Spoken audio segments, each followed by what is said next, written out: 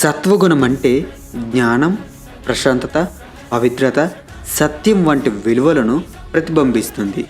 ఈ గుణంలో నిలిచిన మనిషి సుఖంగా, స్పష్టమైన చింతనతో జీవిస్తాడు.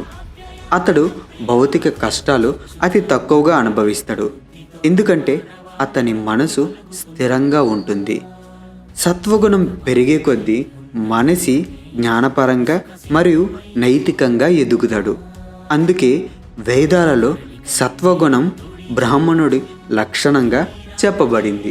సత్వగుణం కలిగిన వ్యక్తి తాను ఇతరుల కంటే గొప్పవాడినని, ఎక్కువ జ్ఞానం కలిగిన వాడినని భావించినప్పుడు ఆ గర్వభావన అతన్ని మళ్ళీ బంధిస్తుంది.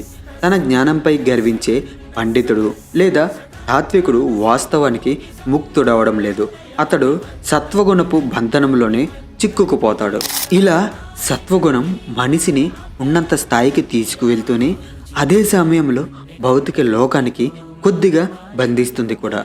ఇవే కారణాల వలన సత్వగుణంలో ఉన్నవారు మళ్ళీ మళ్ళీ తత్వవేత్తలుగా, విజ్ఞానవేత్తలుగా లేదా కళాకారులుగా పుడుతూనే ఉంటారు.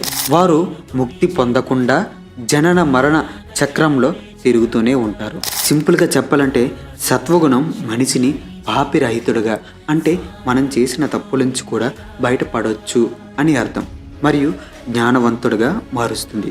అదే గర్వానికి దారి తీస్తే ముక్తికి అడ్డుకట్ట వేస్తుంది.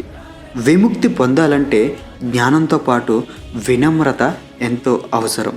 ఇది భగవద్గీత 14వ అధ్యాయంలో 6వ శ్లోకంలో క్లియర్గా రాసింది.